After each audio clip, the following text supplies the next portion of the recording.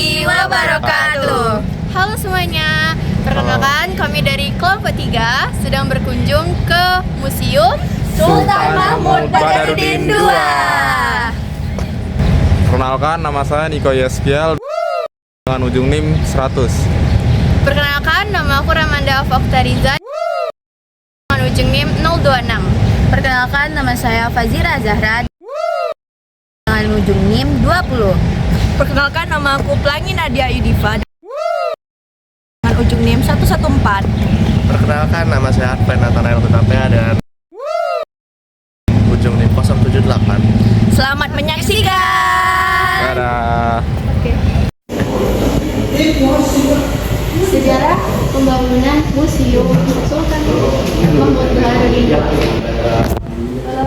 Lokasinya, tempat ini berdiri pada awalnya di Keraton Kuto Lama, Keraton Kesultanan Palembang, Darussalam, yang didirikan oleh Sultan Mahmud Badarudin Jaya Wikramo atau Sultan Mahmud Badarudin I pada tahun 1737. Setelah kekalahan dari kolonial Belanda pada perang tahun 1821, keraton tersebut dihancurkan. Di atasnya dibangun rumah dinas Presiden Belanda yang pembangunannya dimulai pada 1823 dan selesai tahun 1825. Seiring berjalannya waktu dan dinamika fungsi bangunan ini terus berganti, mulai dari menjadi markas Jepang, menjadi teritorium 2 Kodam Sriwijaya di awal kemerdekaan, sampai akhirnya dikelola oleh pemerintah Kota Palembang dan dijadikan museum.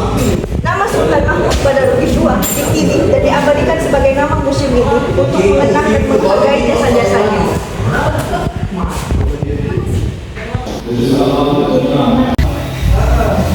Sriwijaya Pusat Pengajaran Agama Buddha, di mana agama resmi Kedaton Sriwijaya adalah agama Buddha dan juga salah satu pusat pendidikan dan penyebaran agama Buddha di Asia Tenggara.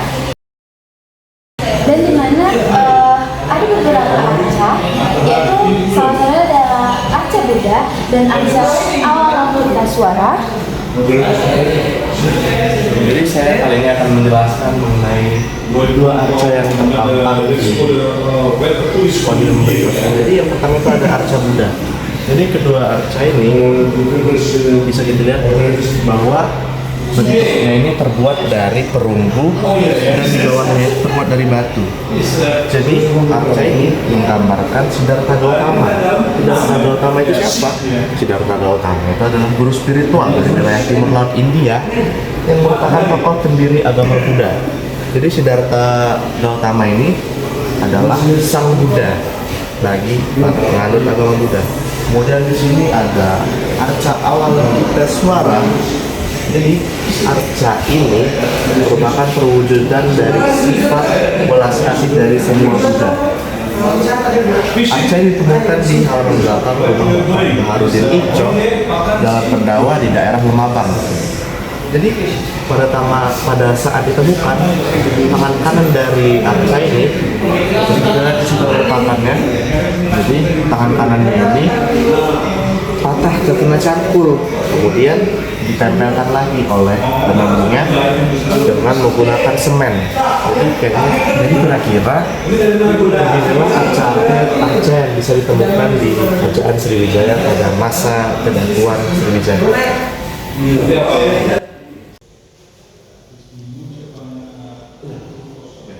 Jadi bisa kita lihat di sini, jadi Masjid Palembang ini didirikan pada tahun 1738 Masehi dan peresmian pemakaiannya itu pada tanggal 26 Mei 1748 Masehi. Nah, pembangunan masjid ini dilaksanakan setelah kerajaan Buddha setelah selesai di Kerajaan Sriwijaya. Nah, apa hubungan masjid dengan sila pertama? Jadi kita bisa ambil bahwa sila pertama itu kan keturunan Mahesa. Sila yang bisa kita ambil itu bahwa Kerajaan Sriwijaya pada masa itu menganut toleransi tinggi. Mereka menerima semua masuk ke Palembang. Dan kita memiliki dari Serasa. Kemudian juga dari situ kita lihat kalau orang-orang Palembang Indonesia ini adalah orang-orang agama. Mereka tidak percaya pada ateisme, maka dari itu mereka melakukan yang bergabung di Palembang bersama-sama. Mungkin itu saja penjelasan dari Masjid Agung. Saya di sini itu ada Arsa Ganesha. Arsa Ganesha ini buatannya itu belum selesai. Jadi masih dalam bentuk sketsa. Jadi ya bentuknya itu belum terlihat dengan jelas. Nah, arca ini itu berasal dari situs Surulangun, Kabupaten Musi Rawas, Provinsi Sumatera Selatan.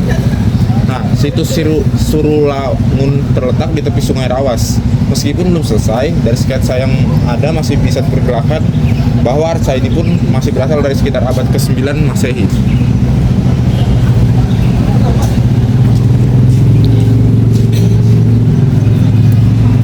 Yang kedua, terdapat arca singa. Arca singa ini sudah dalam keadaan tidak utuh lagi. Berdasarkan informasi disebutkan bahwa area ini berasal dari situs Candi Angsoko. Hanya saja dari laporan pada tahun 1936, singa yang berasal dari situs Candi Angsoko terbuat dari tanah liat atau terakota, dan gaya seninya mendapat pengaruh dari Jawa. Sementara arca singa yang terdapat di halaman Museum Sultan Mahmud Badarudin II terbuat dari batu andesit. Dengan demikian, area ini bukan berasal dari situs Candi Angsoko, kemudian berasal dari kelenteng kuno yang ada di Palembang. Kemudian di sini yang terakhir terdapat Arca Ganesha yang kalau pada sebelumnya itu Arca Ganesha yang dijelaskan oleh Niko itu belum jadi. Dan ini merupakan Arca Ganesha yang sudah terbentuk sempurna dan jadi. Arca Ganesha merupakan salah satu dewa dalam pantheon agama Hindu. Dalam suatu bangunan candi biasanya ditempatkan di relung bagian timur atau barat tergantung dari arah hadapan candi. Ganesha merupakan dewa perang dan kebijaksanaan yang memerangi kebodohan dan keserakahan manusia. Arca ini ditemukan di situs Pagar Alam di Jalan Mayor Ruslan. Situs ini terletak sekitar 500 meter di sebelah utara situs Candi Angsoko. Di antara pemukiman penduduk, Arca Ganesha ini terbuat dari batu andesit.